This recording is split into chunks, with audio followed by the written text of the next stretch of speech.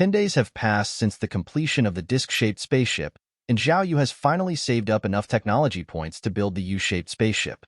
The resources consumed by a bare spaceship were only 3 times more than that of a disc-shaped spaceship. However, the resource cost increases dramatically after adding weapons. Especially for the 2 U-shaped spaceships that were equipped with the Star Destroyer cannon, the resources required to make one can make 15 disc-shaped spaceship. After seeing the actual U-shaped spaceship, Zhao Yu felt that it was worth spending so many resources. The U-shaped nuclear-powered spaceship is 158 meters high and 3,180 meters long, using second-generation nuclear fusion technology. When fully fueled, it can fly for 10 years without needing to return. Except for the tail of the spaceship, weapons can be added to any part of the ship. After giving a brief introduction, Uncle De said, "Commander, the disc-shaped spaceship is more suitable as an internal reconnaissance spaceship, while the He U-shaped spaceship is more suitable for use as a combat spaceship. According to the complete conception of cosmic combat formations, there should also be motherships, escort ships, scout ships, transport ships, supply ships, and so on. Please give me a list of the types and functions of the battleships needed for the formation. I'll go look for them," Zhao Yu said. The exchange list did not indicate what an escort ship or a transport ship was, so Zhao Yu had to define them himself. The disc-shaped spaceship and the U-shaped spaceship are just one of the most expensive spaceships he had found so far. Mothership. Minimal requirements for speed, weapons, or armor, but size is essential to carry all defense facilities, space fighters, small warships, or humanoid mechas that can provide support in space battles. Scout ship. Small size, fast flight speed, sensitive response, and stealth function, used for reconnaissance and surveillance. Escort ship. No requirement for body size, but medium is sufficient. The equipment is primarily defensive in nature and can be equipped with a large number of short-range defense weapons. Destroyer. The body size should be at least at the level of the U-shaped spaceship, used for conventional combat, and ideally able to carry a large number of densely packed weapons with sufficient armor. Cruiser. A warship that can carry large weapons. For now, the well-suited U-shaped spaceship is the most appropriate choice. Battleship. A warship that can carry advanced weapons. Transport ship. Requires a large cargo capacity and size is essential. Supply ship. Small in size, with a certain speed and flexibility to quickly reach the edge of the battlefield and supply frontline troops. Our knowledge and experience in space warfare is seriously lacking, and all the designs of our warships are solely based on data obtained from Earth. So, if I understand you correctly, an alien's fleet will be arriving in 2 months. My idea is that before that fleet arrives, we should at least form a complete space combat formation." Zhao Yu was feeling overwhelmed. The thing he needed most right now was technology points, but he hadn't even managed to build many of the production lines yet. To make matters worse, the Space Research Institute was only at level 1, which meant that all of the spaceships available for exchange were also only at level 1. Currently, there were only 3 ways to obtain technology points. One way was to wait for natural growth, which would yield a maximum of 1,500 technology points in 2 months. Another way to obtain technology points was to use the mysterious merchant, title, and trade feedback, with a theoretical limit of over 30,000. As new production lines were established, the variety of available trades would increase, leading to an increase in the upper limit of technology points. The third way was to complete occasional missions released by the system, which could provide a significant number of technology points. In the short term, trading with Earth was the best option for gaining a large number of technology points. Alternatively, he could choose to keep a low profile and hope that the alien fleet arriving in 2 months would be friendly and open to trade with them. However, this possibility was not very high. According to the system's consistent argument, the entire universe was extremely harsh, and most civilizations followed the Dark Forest Law, which meant that they would often fight each other to death over resources or power. Earth's average technology level is 0.75. It's not a threat to us. Moreover, it has some connection with you, Commander. After a moment of hesitation, Uncle De said, "I don't want to admit it, but it seems that Earth can't be destroyed yet. Trading with them will allow us to develop and strengthen quickly. This also means that our current defense system is not good enough. Previously, Zhao Yu didn't know that he was on the far side of the moon. All the defense facilities were built around the base. Now that he knew where he was, he wanted to protect Earth as well. At the very least, he had to ensure that Earth would not be destroyed when the alien fleet arrived in 2 months. I understand. Zhao Yu nodded slightly and said, please list out some of the outdated technology products. It was time to prioritize large-scale trading with Earth. The only thing they were missing was the right timing. What's the probability that asteroid KDP 45788 will hit Earth now? 99.99%. It's almost certain that in 6 hours, this asteroid will hit Earth. How is the doomsday plan going? How many elites and talents have evacuated to the underground shelter?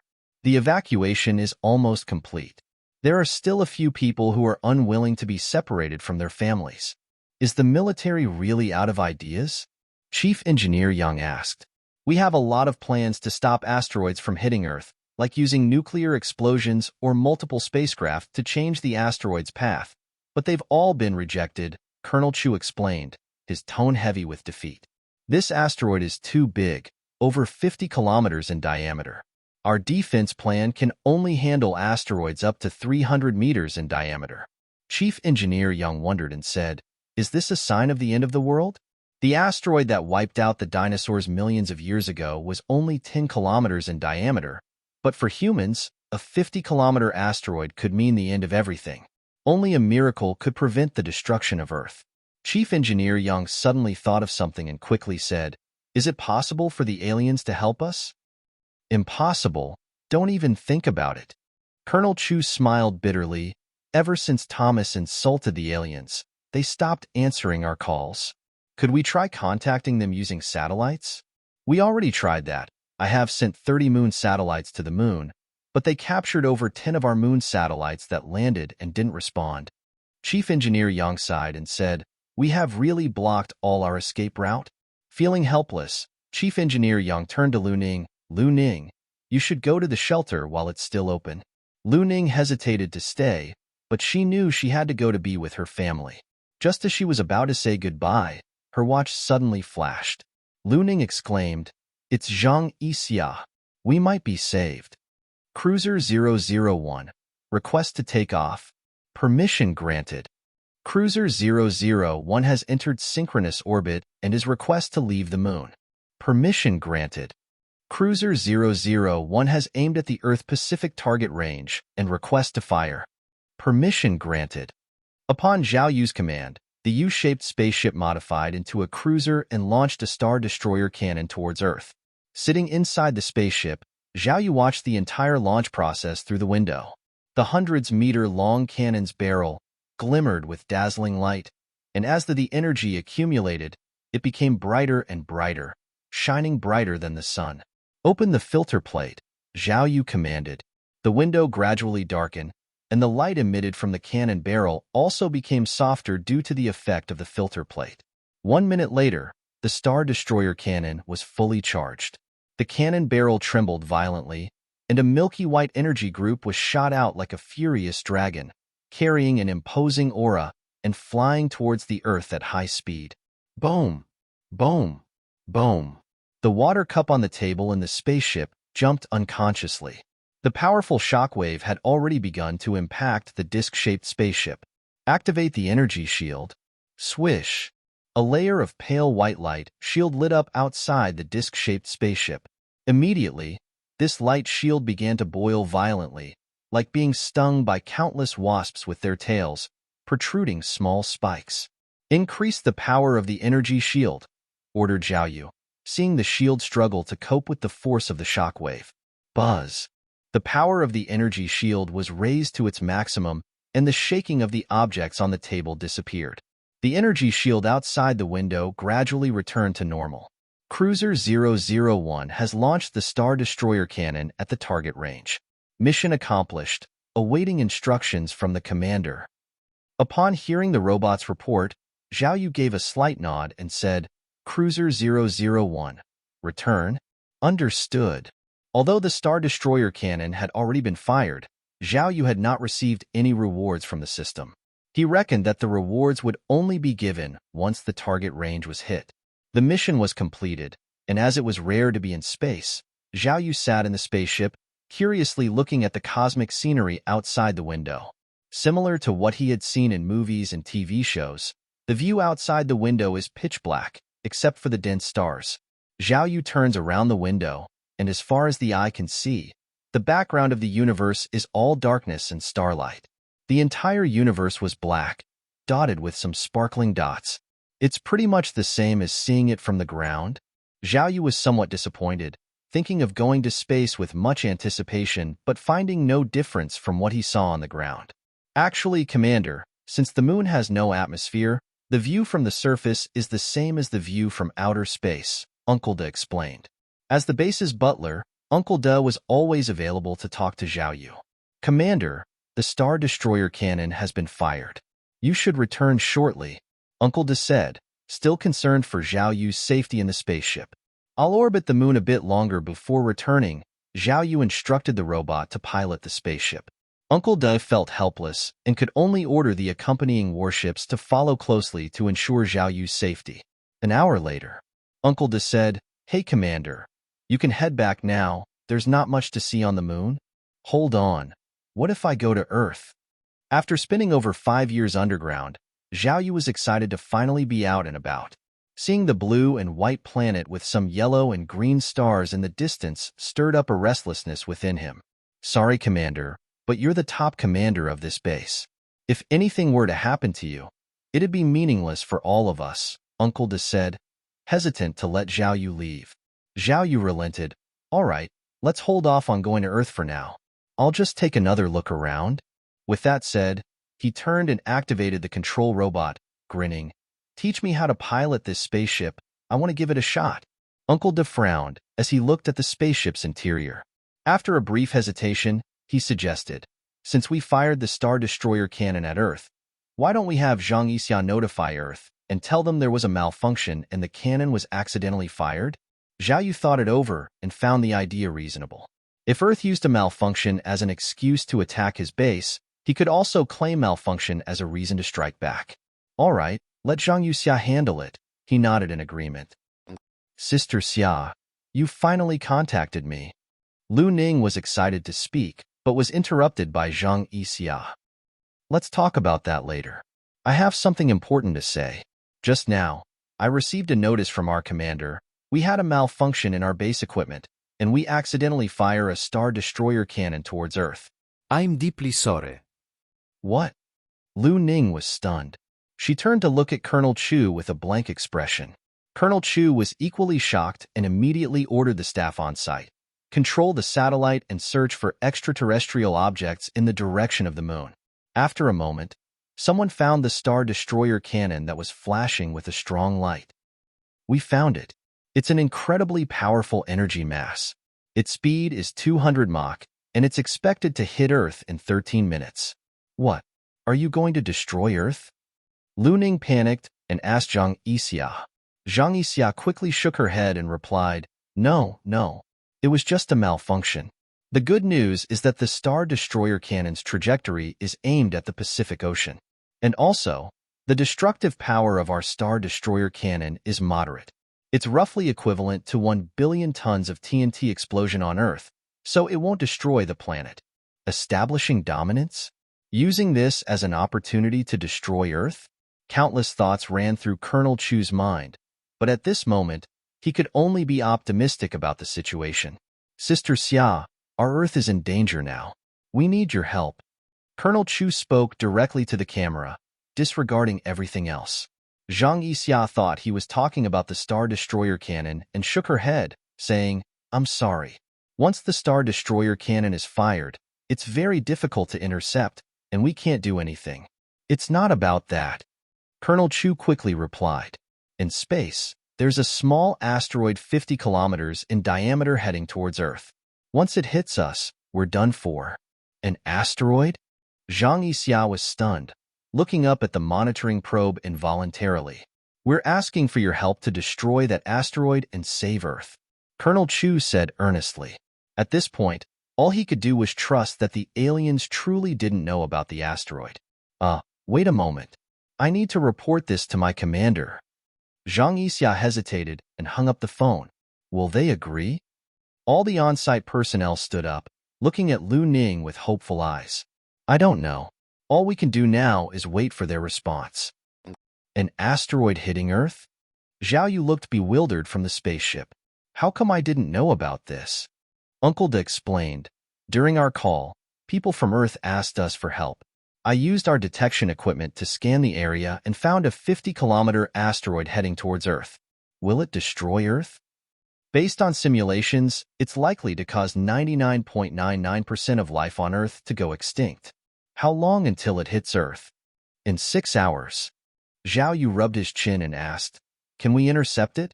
We can intercept it, but I suggest not destroying it. Why not? We can use our battleship to change the asteroid's trajectory and make it a satellite of Earth. This way, it will be easier for us to build a base on it. Zhao Yu nodded and said, Do we have enough time? Yes, we do. Good. Send a spacecraft first. Don't contact Earth yet. We'll discuss it further when I return. After the incident, Zhao Yu lost interest in space exploration and ordered the robot to steer the spaceship back to base. In the control room, Zhang Yixia paced anxiously. When she saw Zhao Yu, she asked, Commander, can I contact Lu Ning? She's waiting for my updates. Not yet, Zhao Yu replied, turning to Uncle Da. Is this the right time? Yes, it is. The timing is perfect. Okay, contact Earth. This time, I'll talk to them myself. Countdown to impact by the Star Destroyer cannon. 7 minutes. Countdown to impact by the Star Destroyer cannon. 6 minutes. The Earth Alliance Defense Agency staff broadcasted the update every minute. Based on calculations, the impact was expected to generate a strong shock wave that could disrupt radio signals. Lu Ning's hands were sweating as she, along with Chief Engineer Yang and Colonel Chu, closely monitored their watches, waiting for a call from the moon. She couldn't help but think selfishly, if the moon didn't call within the next 6 minutes, could she sneak away to the underground shelter and hide? Beep. Finally, the watch rang. The call from the moon had finally come. Quickly answer it. Colonel Chu urged. Lu Ning pressed the answer button and selected the full environment mode, which allowed the other party to see everything on their side. Swish. A projection appeared, and to her surprise, there was a stranger stood beside Zhang Yixia. Sister Xia, how did the discussion go? Lu Ning hurriedly asked. Zhang Yixia looked a bit reserved, forced a smile, and turned her palm towards Zhao Yu, introducing him. This is Zhao Yu, the person in charge of liaising between our moon base and Earth. He'll speak to you next. The person in charge of liaising with Earth? Everyone was surprised and stared at Zhao Yu.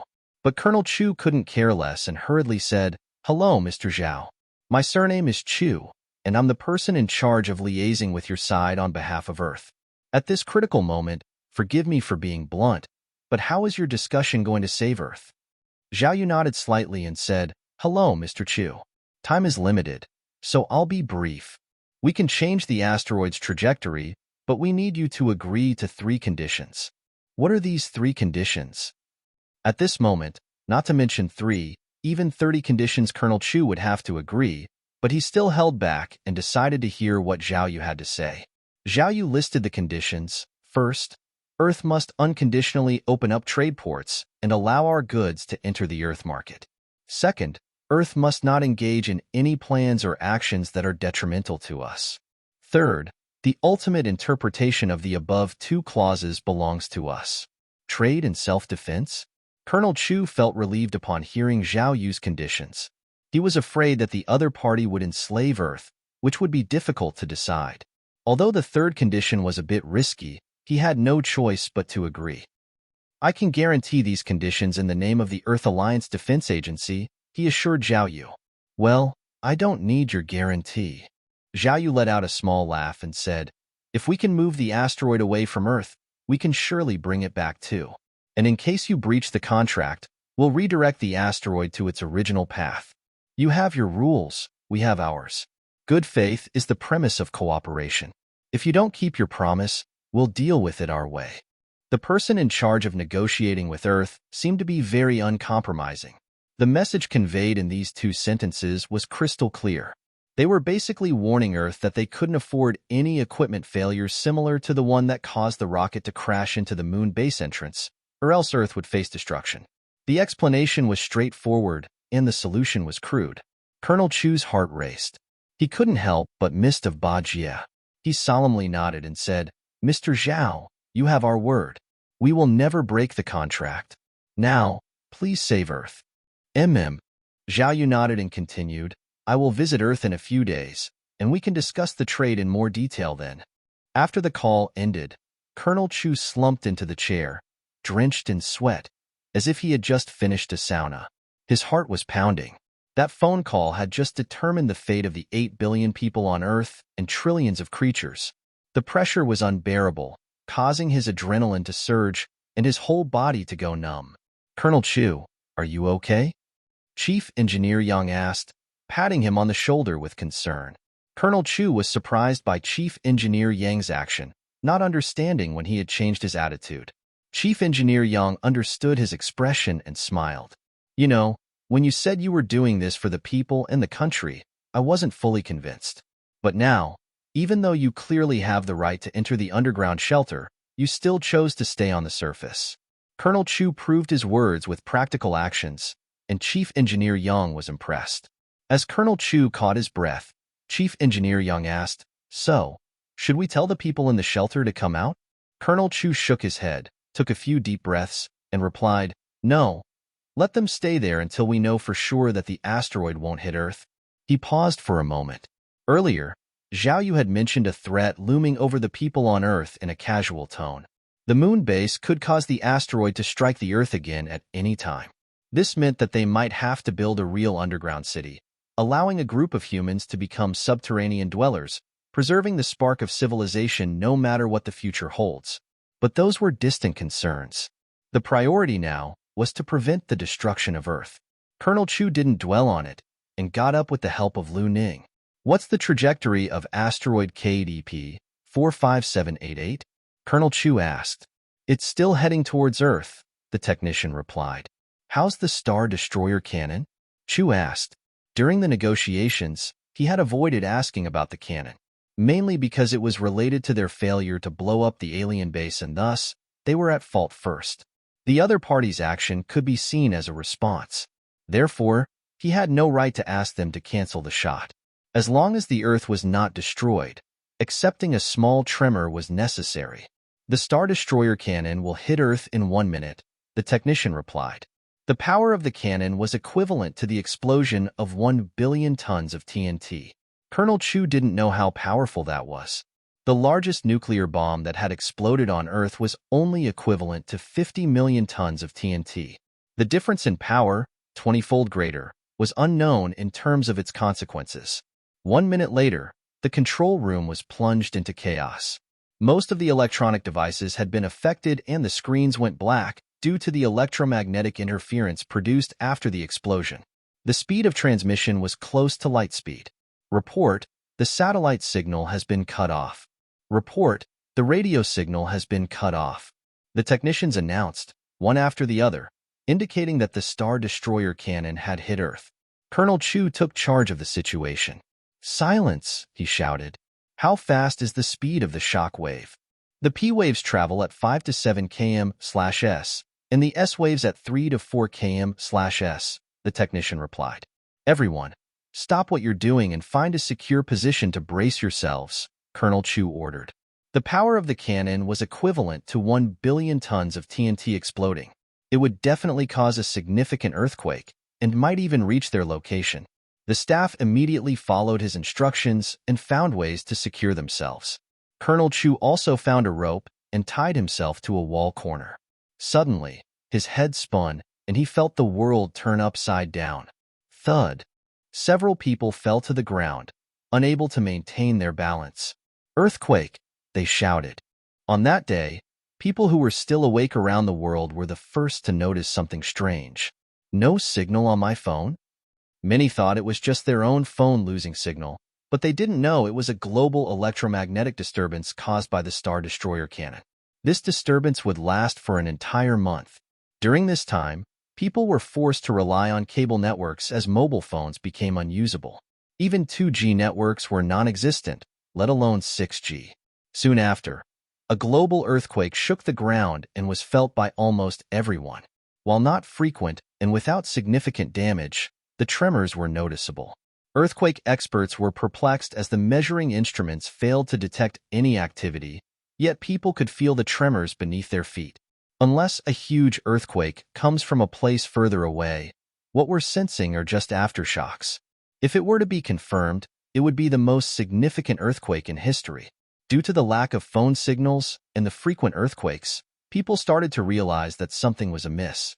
With no means of spreading news and information online, they resorted to watching cable TV for updates. "Are you really going to Earth, Commander?" Uncle De asked. Zhao Yu felt guilty as he had not discussed his plan with Uncle De beforehand. He added it during negotiations with Colonel Chu, fearing that Uncle De might not approve, and hoping to solidify it as a done deal. "Well, negotiations are my specialty. Bajia and the others just aren't cut out for it. Too easily manipulated, you know," Zhao Yu said. Uncle Da nodded. "I understand. I'll quickly assemble a fleet to protect your safety." To his surprise, Uncle Da did not object. Was he not programmed to have emotional outbursts? Zhao Yu suddenly understood. No matter how human-like Uncle Da was, he was still just an artificial intelligence.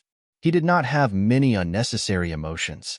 "Let's move on to the first phase of the plan," Uncle Da said, not dwelling on the previous matter. "Sure, go ahead," Zhao Yu replied. "For our base, we mainly lack two things," Uncle Da continued.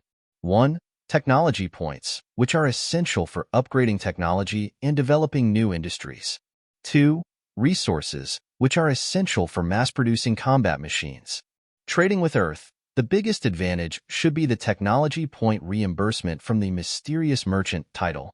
As for resources, in the short term, we do need Earth's resources, but in the long term, there are many barren planets in the universe with unlimited resources, Uncle Da explained.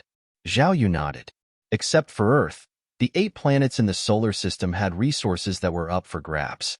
It was a first-come, first-served situation. After some thought, he asked again, "How long until the window period for landing on Mars?" The 8 planets in the solar system revolved around the Sun at different speeds, and their relative positions changed constantly. When a planet was on the same side as Earth, the distance between them was at its shortest, making it the optimal time for space travel. This period of optimal distance is known as the window period. There are still 11 months left. Uncle Da continued, "Commander, in Phase 1 of our mission, I've set up a mission to send a spaceship to Mercury." "Mercury?" "Yes," Uncle Da nodded. "Our spaceship has 2 power modes, magnetic and nuclear. However, magnetic propulsion isn't practical for interstellar travel, as there aren't enough strong magnetic forces in the universe to use it effectively. That's why we have to rely on nuclear power. Our nuclear fusion reactor technology is currently in its 2nd generation, and the speed of a conventional nuclear-powered spacecraft is only 61,400 kilometers per hour. If we were to travel to Mars now, it would take 88 days to get there and 2 years to return. The shortest distance between Mars and Earth was 55 million kilometers, while the longest was 400 million kilometers. To minimize the round-trip time, it's essential to take advantage of the window period. The average conjunction period between Venus and Earth is 584 days, and it's currently about 110 million kilometers away from us, which isn't yet at the farthest point. The next conjunction time is about 290 days later, which is longer than Mars, Uncle Da explained. Zhao Yu nodded, indicating that he understood. "And what about Mercury?" "Mercury is currently 83 million kilometers away from us and 218 million kilometers away from Earth's farthest point," Uncle Da replied. "On average, Mercury and Earth converge once every 116 days during its fast orbit. Currently, we're in the conjunction period, which is the optimal time to travel to Mercury." "Send a spaceship there now. How long will it take?" Zhao Yu asked. "It will take 57 days, Uncle Da replied. 57 days? That's rather long." Uncle Da nodded. "So, the core of our 2nd phase plan is to upgrade the nuclear fusion reactor from the 2nd to the 3rd generation." "Upgrade the nuclear fusion reactor?" Zhao Yu frowned. Nuclear fusion was the foundation of all technology below 1.99, and the exchange price was also rising. The first-generation nuclear fusion cost only 1,000 technology points, whereas the second-generation cost 5,000 technology points, requiring him to save up for half a year to upgrade it. Similarly, the third-generation fusion reactor required 10,000 technology points, and Zhao Yu had no intention of upgrading it. Yes, Uncle nodded. Nuclear fusion is the foundation of all our technology. According to my calculations, upgrading the nuclear fusion reactor to the third generation will significantly increase the speed of all our spaceships powered by it. Not only that, but all facilities related to nuclear fusion, such as energy shields and ground-based laser defense systems, will also be enhanced. These are all supported by the fusion reactor, and upgrading it will naturally result in an overall improvement. Zhao Yu carefully considered it and realized that upgrading to a third-generation fusion reactor was indeed necessary. He had never thought of it before because he had to save up all his technology points, which would take him 2 years to accumulate 10,000 points. Now, with the title of Mysterious Merchant, he could quickly obtain a large number of technology points from Earth. Okay, so the first phase of the plan involves extensive trade with Earth?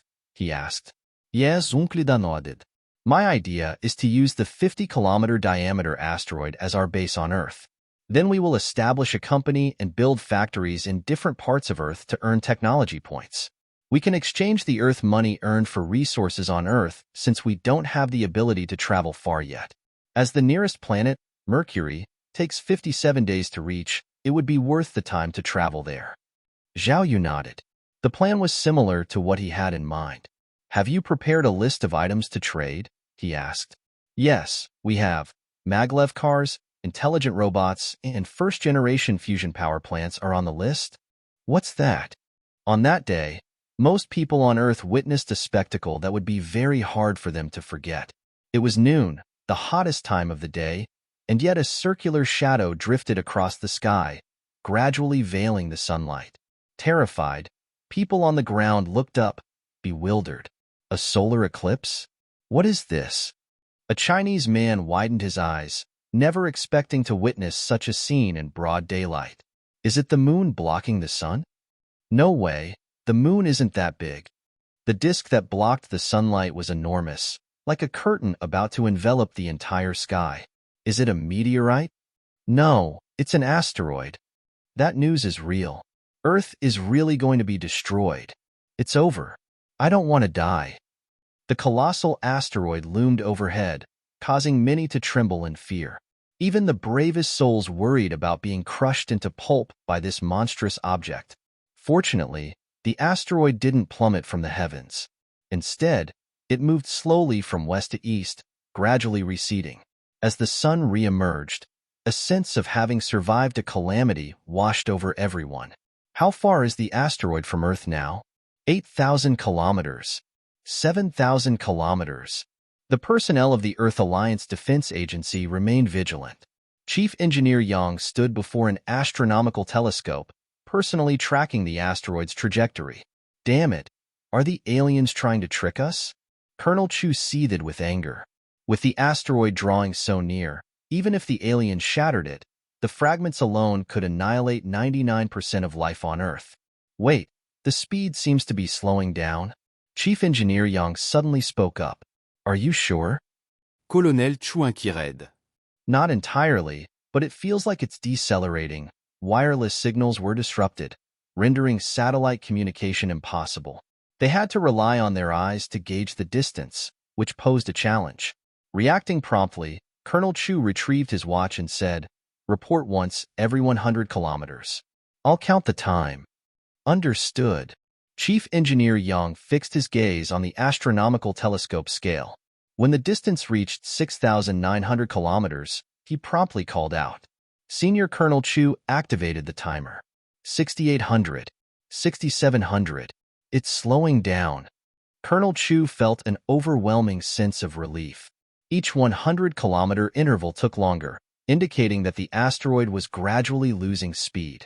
Under the watchful eyes of everyone present, the asteroid's velocity continued to decrease. 5,500 kilometers. After Chief Engineer Yang finished his announcement, More than 10 minutes passed before Colonel Chu asked, "Has it not reached 5,400 yet?" Non. Chief Engineer Young also expressed surprise. He momentarily diverted his attention from the telescope, glancing at the equipment to confirm its accuracy before looking back up. No doubt about it. It seems to have halted at that position, refusing to descend any further. He promptly adjusted the scale to pinpoint the precise location. A short while later, Chief Engineer Yang's voice brimmed with elation as he exclaimed, "It stopped. It really stopped. At 5,428 kilometers, it has remained stationary for quite some time." "Let me see." Colonel Chu quickly pushed Chief Engineer Yang aside and took a look for himself. Through the lens, a deep blue asteroid drifted across the sky, steadfastly situated at the 5,428-kilometer mark without any deviation. After observing for quite some time, he withdrew from the telescope and jubilantly declared, "They've done it. The asteroid has come to a halt." Colonel Chu spoke and then thought of something else, hastily adding, "Who can calculate the gravity and see if this small asteroid could fall again?" Upon hearing this, all the staff members immediately began their work, swiftly calculating the gravitational force of Earth and the distance at which this small asteroid could maintain equilibrium. "We figured it out. According to the calculations for a 50-kilometer diameter asteroid, it can become a satellite at a distance of 5,100 to 6,200 kilometers from Earth without being pulled into its interior. We're going to survive. Hooray!" At that moment, all the staff members present erupted into cheers. A passing janitor, witnessing this scene, couldn't help but feel a bit perplexed. She wasn't sure what they were so happy about. However, upon seeing the scattered papers on the ground, her expression turned sour. She now had more stuff to clean up. Although it was a fact that the asteroid had impacted Earth, the authorities had unanimously chosen to conceal it from the public. Even when some grassroots organizations exposed the truth, the higher-ups spared no effort in covering it up. Apart from a small number of netizens who believed the asteroid would hit Earth, the majority of Internet users preferred to trust the official statements. Like the janitor, who was clueless and unaware that just an hour ago, someone who nearly destroyed the Earth with a small asteroid was now in the majority. "De-chun, why do you have time to come today?" an old woman asked, trembling. De-chun, already in his 50s, felt a bit embarrassed upon hearing this. He was usually busy playing with his phone, so much so that he didn't have time to look after his own mother. Now, with no signal on his phone and no one else around him aware of what had happened, the only way to get information had become the television at the old woman's house. "Mom, I came to see you, and to borrow the television for a bit." Good. It's been a long time since we sat together to watch the news." The old woman was delighted, her smile radiant. This scene was not unique to this household. At 6:55 p.m., all the citizens of Great Xia sat in front of their televisions to watch the news. Today, there were earthquakes again, along with no phone signal and an asteroid flying overhead. Everyone wanted to know what was happening. Not only ordinary citizens, but even local organizations were bewildered, having received no notifications, warnings, or responses. The entire country waiting for the same program at the same time. It had been nearly 30 years since such a phenomenon occurred. Ladies and gentlemen, good evening. Regarding the trending topic on the internet a few days ago, asteroidal impact on Earth hashtag, I believe most of you have heard of it. The asteroid impact on Earth was a hoax, but the desire for the asteroid to be near Earth is true. This so-called destroyer asteroid didn't enter the atmosphere, but instead stopped at a distance of 5,428 kilometers from Earth. Right there, it happened to be a point of gravitational balance. The Earth's gravity will neither let this asteroid escape, nor allow it to fall towards the Earth's center. It can be said that all of us have witnessed history, witnessing the birth of a natural satellite. Dear viewers, from today onwards, we have 2 moons. Mission: fire a Star Destroyer cannon towards Earth. Completed. Reward: 1,000 tech points. Finally, I received the points. Zhao Yu's face lit up with satisfaction. It took him 5 days to accumulate 120 tech points, but completing a mission rewarded him directly with 1,000 tech points. It was incredibly satisfying.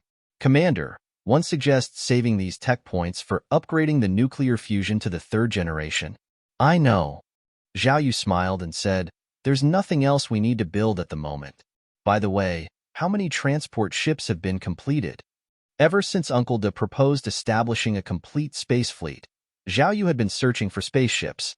He found a spaceship that could serve as a transport ship, a 10-kilometer-long rectangular vessel equipped with a second-generation nuclear propulsion system and Level 2 armor. It was reasonably priced, at only 100 tech points. However, this transport ship was 3 times larger than the U-shaped spaceship in terms of size, which made its energy consumption during flight much higher. There was hardly any excess energy available for weapon systems.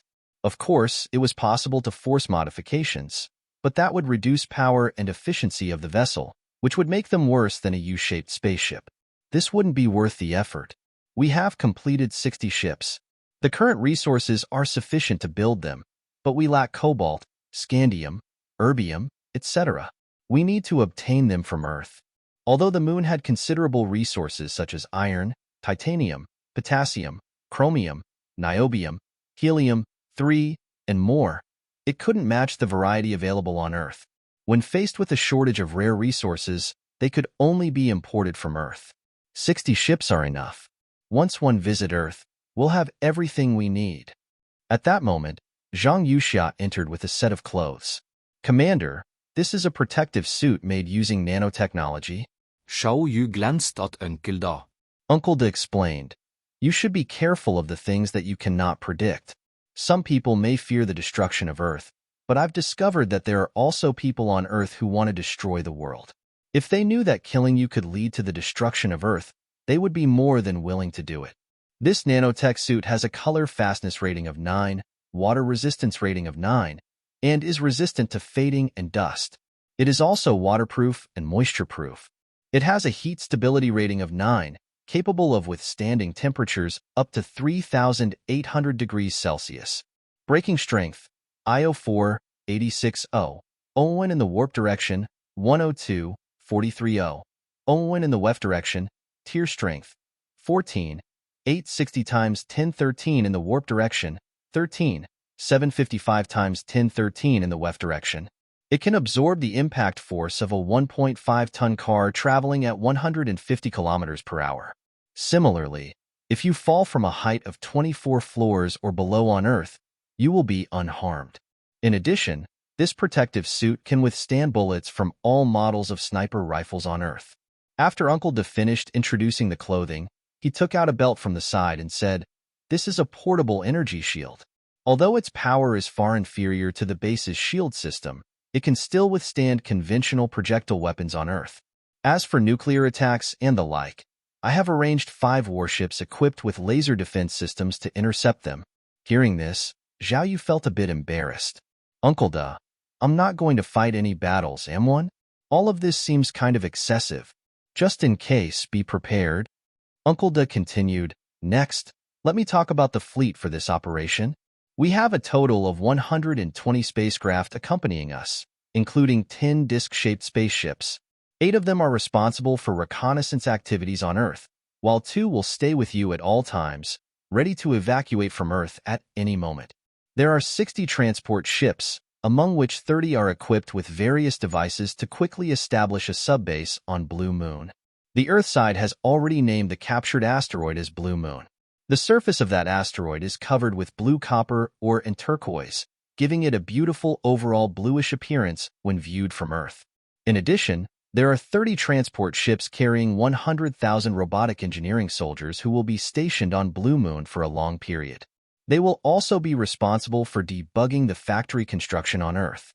Furthermore, we have 1,000 space combat robots capable of short-distance flight and combat in space. They are equipped with various weapons such as plasma shoulder cannons, eyeball lasers, and undercarriage laser cannons. The core of each space combat robot carries a miniature nuclear fusion reactor, which provides power for the robots on a daily basis. In special circumstances, they can activate a self-destruct program, equivalent to the power of 10 million tons of TNT. That's like 1,000 nuclear bombs? Zhao Yu was stunned. He was only visiting Earth. Did they really need to be so over the top with everything? Finally, We have 50 warships, all of which have been modified from U-shaped spacecraft and equipped with various weapons. Among them, there are 2 cruisers armed with annihilation cannons, which will hover at both ends of the Earth's synchronous orbit on standby. There are 10 destroyers equipped with various electromagnetic cannons, capable of paralyzing all of Earth's military electronic devices within an hour. There are 5 battleships equipped with multiple railguns, occupying the commanding heights and capable of destroying any military base on Earth. There are 5 escort ships equipped with laser defense systems, capable of intercepting any attack from any direction at the speed of light. There are 3 battleships equipped with multiple high-energy beam cannons. The remaining 25 ships have all been modified into destroyers carrying conventional weapons. At this point, Uncle Da paused and said, "If anything unexpected happens, our accompanying fleet can completely destroy Earth's counterattack forces within an hour. In addition, during intense battles, our 8 reconnaissance ships can fly to Blue Moon and alter its orbit, pushing it towards Earth." Zhao Yu initially thought that the miniature nuclear fusion reactors carried by the 1,000 space combat robots were already astonishing enough. Little did he know that compared to the 50 warships arranged by Uncle Da, they were simply insignificant. Finally, Uncle Da summarized, "Commander, if there is anything amiss on Earth, with just a command from you, we can destroy Earth at any time." Zhao Yu was speechless. He actually felt that his head was starting to hurt after hearing everything. Uncle Da thought he was dissatisfied and added, "We can only produce this number of spacecraft with the existing resources. Otherwise, we could have brought over our 1 million space combat robots. But please rest assured, after you leave, I will raise all the orbital cannons in the base to the lunar synchronous orbit and constantly aim them towards Earth. As soon as the situation changes over there, our support will arrive immediately." "No need, that's enough." Zhao Yu waved his hands repeatedly. "These are sufficient. One feel very safe now." Zhao Yu was actually scared of Uncle Da. Every time, he would get an entire army to come guard him. He would also constantly talk about destroying Earth. This was just a simple visit. That's all there was to it. Instead of talking about weapons and destroying Earth, Zhao Yu decided to ask about the negotiations. Uncle Da spoke. "One have reviewed the recent history of Earth and the development status of various countries. Our current relationship with Earth is similar to the relationship between some developed countries and developing countries on Earth. This means that, compared to products, Earth is more interested in us establishing factories there. Therefore, one suggests that during the initial negotiations, you should not rush to agree on building a factory. Wait for them to earnestly request it, and use it as a negotiation condition before agreeing to establish a factory." "Understood." After discussing some details, Zhao Yu nodded and said, "You can let Zhang Yuxia contact Earth. We will depart for Earth in 1 day and ask them to prepare for our arrival." Good morning, everyone. Today is October 11th, 2028, Wednesday, the 23rd day of the 8th lunar month. Welcome to the news program. Yesterday at noon, I believe everyone felt the earthquake. It is reported that along with the blue moon, many meteorites also arrived towards Earth. Most of the meteorites burned up upon entering the atmosphere. However, there was one meteorite with a diameter of 249 meters that fell into the Pacific Ocean, causing a significant tremor worldwide. According to expert analysis, the impact of this meteorite caused the continental plate on Blue Star to shift 10 centimeters to the west. This event also concerns the ownership of Blue Star's deepest trench. As we all know, the Mariana Trench is the deepest trench on planet Earth. It was formed 60 million years ago, with a maximum depth of 10,909 meters. Now, the Mariana Trench officially steps down to become the second deepest trench on Blue Star.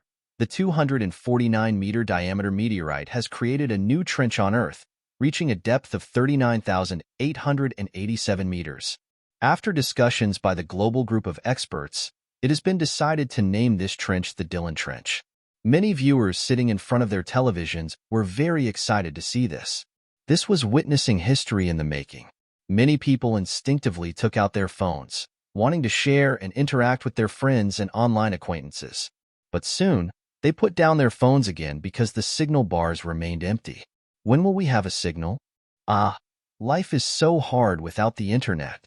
As if hearing the voice of the people, the news program finally mentioned something related to mobile signals. One believed that for the past 2 days, global netizens have been anxious to know what's happening with the mobile signals. The lack of signal can be seen as the blue moon's way of greeting us, the people of Earth, as if saying, "Blue Star residents, don't just bury your heads in your phones, look up and see me." Just a little joke to lighten the mood. The lack of signal is indeed related to the blue moon. According to the global group of experts, the arrival of the blue moon has disrupted Blue Star's magnetic field, causing disturbances in electromagnetic wave signals. The disruption is expected to last for about a month. During this time, we sincerely hope that all viewers can take this opportunity to put down their phones, step out of the virtual network, spend more time with family, accompany their children, take trips with their elders. After the appearance of the blue moon in the sky, the crisis of Earth's destruction was averted. Everything returned to normal. The Earth Alliance Defense Agency performed extraordinarily well in the face of this disaster. Colonel Chu himself was awarded the title of Vanguard in private. These honorary titles were not important to him. What troubled him at the moment was how to communicate with the extraterrestrials. A small meeting consisting of about 10 people was secretly held at the Earth Alliance Defense Agency. Colonel Chu, as the moderator, sat in the first seat. An hour ago, we received a message from the lunar base. Zhao Yu, the chief negotiator responsible for lunar-to-Earth affairs, will visit Earth tomorrow at 11 a.m., Xia Capital Time. Now, we need to discuss 2 issues. Point 1. The first one is whether this visit by the extraterrestrial should be made public to the general public. The second one is, where would be the most suitable place to receive the extraterrestrial for their first visit to Earth? As soon as the voice fell, Thomas shouted, "Of course, it should be in Maine. We are the strongest nation on Earth." Colonel Chu frowned slightly and said, "Let's discuss the first issue first. The public and private addresses cannot be the same. If it's public, it naturally has to be in a dignified place, representing respect. If it's private, it's a different story." Although there were over a dozen people in the meeting room, there were only representatives from the 4 nations in total. The representative of the Northern Bear Kingdom shrugged and said, "It doesn't matter. Whether it's public or private, it's up to you. We can't make it public." It was Thomas again, standing up once more and firmly stating, "Have you ever thought about one thing? If the extraterrestrials establish a stable foothold on Earth and want to recruit talents and experts from around the world, who can stop them from attracting elite individuals from all nations?" Colonel Chu squinted his eyes, understanding Thomas's point. The Commonwealth of Maine had once attracted talents and elites from around the world based on a dream. Those people didn't come because they liked the place, but because Maine was the #1 nation on the planet. Whoever came first, they followed. If the existence of extraterrestrials were to be revealed from the beginning, perhaps they would still be friendly now and not have the intention to recruit talents and experts. But after some time, if extraterrestrials wanted to, other countries would have no way to prevent the loss of talents. I agree, it shouldn't be made public. Jackson also stood up and expressed his opinion. Deep down, Colonel Chu also had an answer. If they didn't make the existence of the extraterrestrials public, even if the extraterrestrials started a company or group, they would still be within the framework of Earth. Besides the issue of losing talented workers, he also thought of a more long-term problem. By not making it public, if Earth were to become stronger in the future and wanted to distance itself from extraterrestrials, they could rely on public sentiment. But if it was made public, at the very least, they couldn't speak ill of the extraterrestrials openly. It was like before it was made public, the existence of extraterrestrials could be there or not, they could be good or bad, just like Schrodinger's cat. Before the box was opened, the result would always remain unknown. I also agree not to make it public. Colonel Chu made a decision and turned to the representative of the Northern Bear Kingdom, asking, "Do you have anything to say?"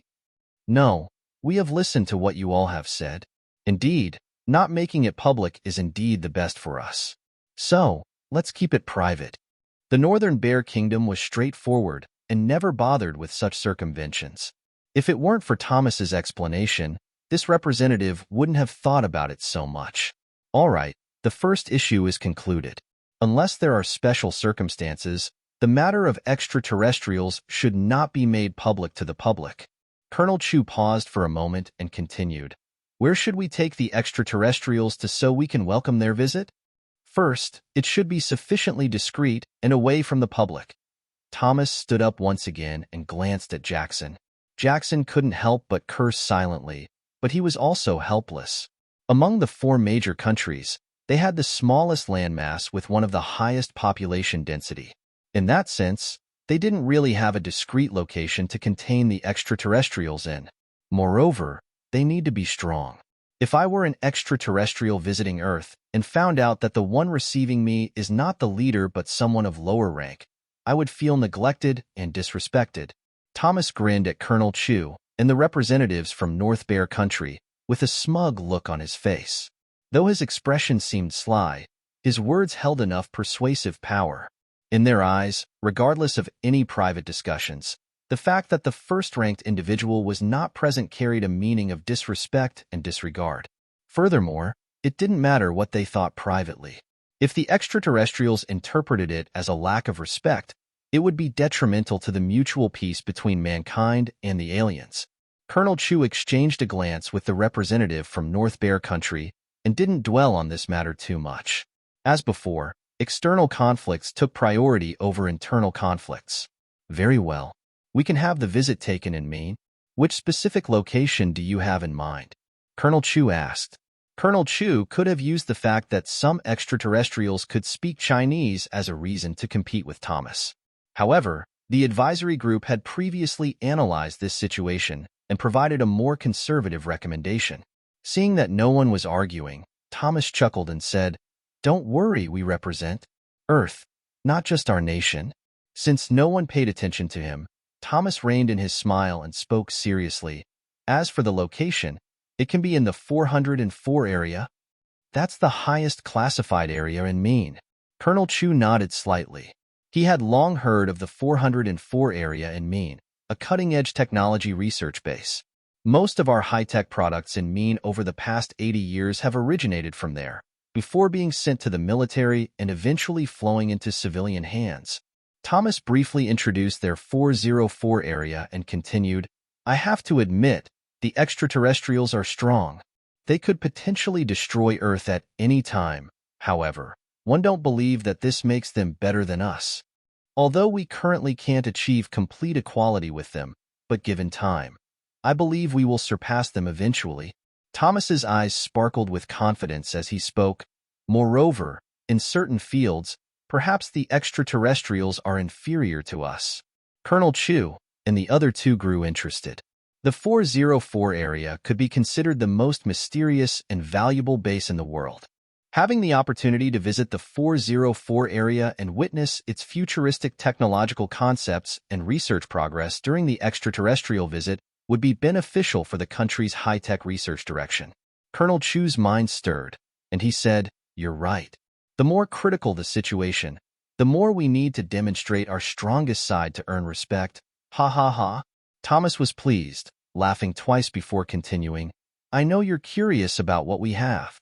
Since we're opening up, there's no harm in telling you in advance. The highest technological content in our 404 area is intelligent combat robots and laser weapons. Intelligent combat robots were manageable, not reaching level 0 on the danger scale." Colonel Chu was interested in the laser weapons and quickly asked, "How far along is your research on laser weapons?" Thomas brimmed with confidence and said, "Are you still stuck on the first generation?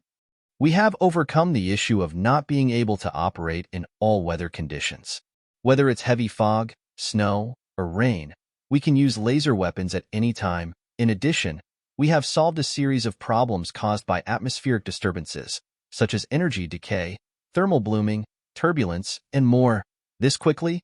Colonel Chu was somewhat surprised. With his military background, he obviously knew about the progress of conceptual weapons research. Just as Thomas had said, the laser weapons researched by Great Xia were still hindered by weather and atmospheric conditions, unable to progress beyond the first generation. He pursued further. "Has the energy storage issue been resolved?" Energy storage was the most significant unresolved problem in laser weapon research, as it determined the feasibility of large-scale application and the upper limit of maximum power. "Not yet," Thomas shook his head. "Energy storage devices are difficult to miniaturize, and we are also researching high-energy batteries, but there hasn't been any progress so far. After speaking, he regained his confidence and said, however, we believe that in this field, apart from the energy storage problem, we are not inferior to the extraterrestrials in other aspects. We might even surpass them. Colonel Chu and Jackson exchanged a glance. They both agreed somewhat with Thomas's words. According to estimations, the extraterrestrial technology on the moon was ahead of Earth by 50 to 200 years, depending on the average technological level.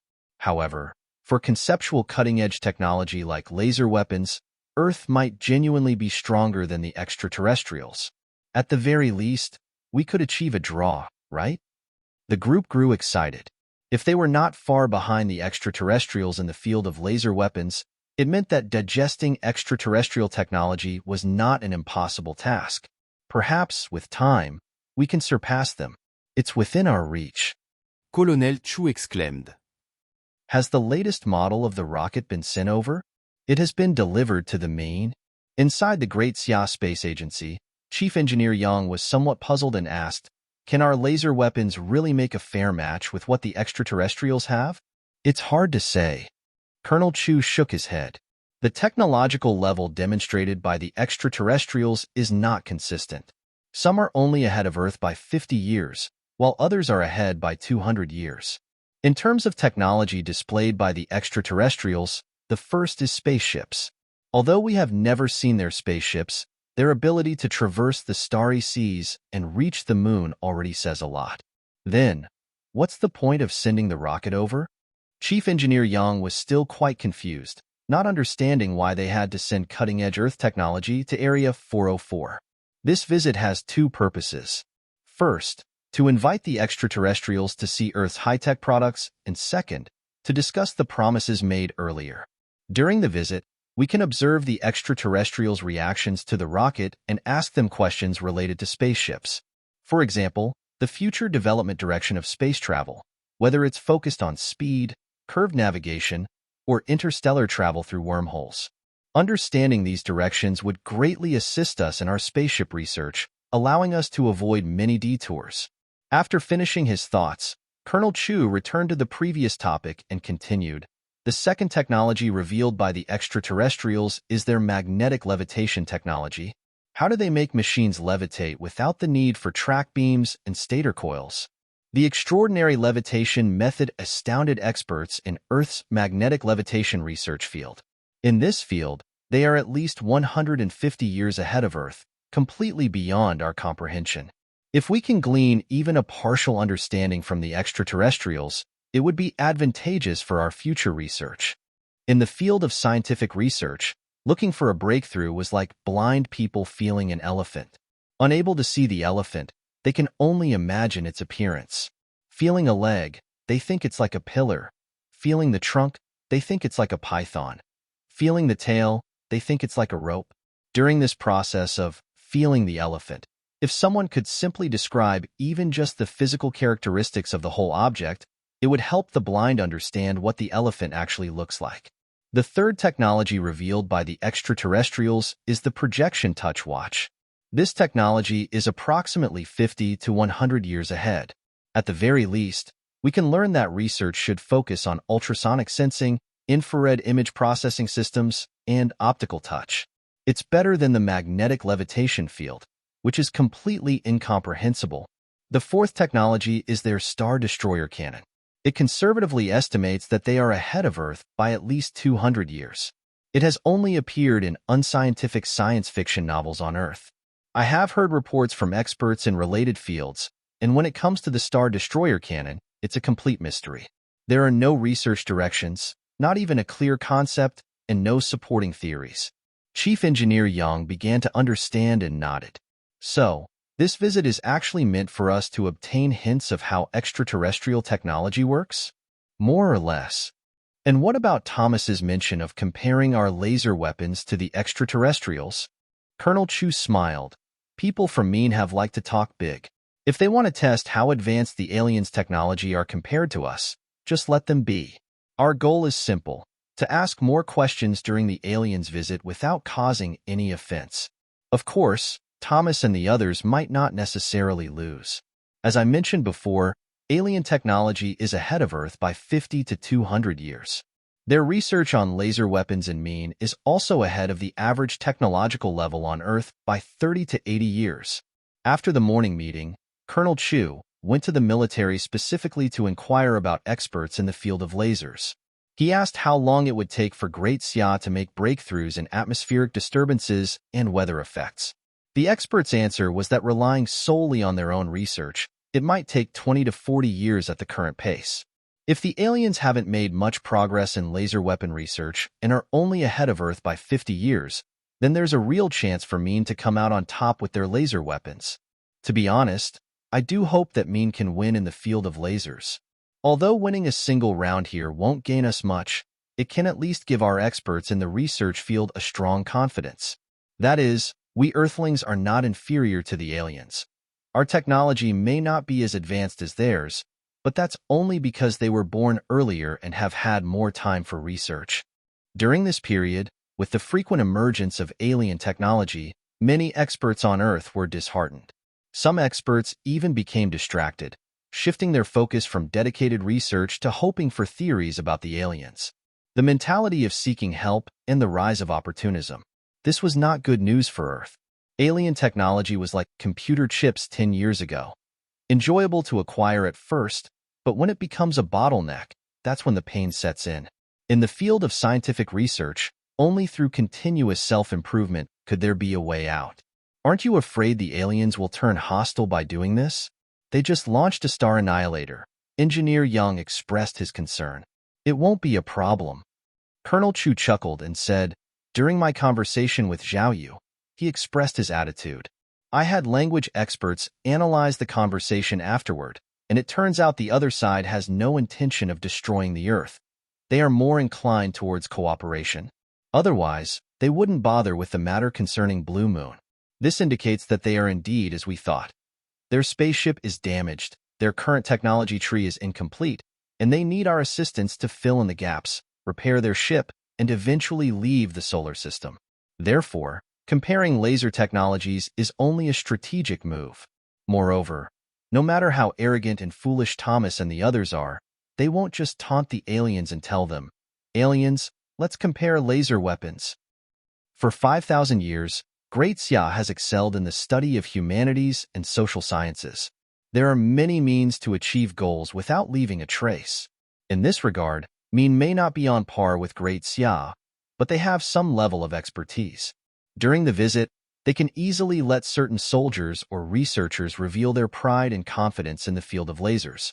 Judging from the aliens' reactions, such as their disdain, indifference, or faint smiles, any bodily movements, eye expressions, micro-expressions, or even blink rates can reflect their true thoughts. Will the aliens detect what we're doing? Engineer Young still had some concerns. Colonel Chu looked around and, after confirming that there were no devices that could leak the conversation, smiled faintly and said, unless they have X-ray vision or some means of observing us from a godlike perspective. If they have that ability, then one give up. One wouldn't mind dying on the spot. Haha, then they wouldn't be humans, they would be gods. Engineer Yang Lau get along. Besides, our purpose in doing this is not to harm them. It's just to gather information that can help us. One of the 3 conditions given by the aliens is that Earth must not engage in any plans or actions detrimental to them. That's their bottom line. And until we have the confidence to stand up to them, we naturally adhere firmly to it. Now, let's wait for tomorrow and see what we can gain from this visit by the aliens.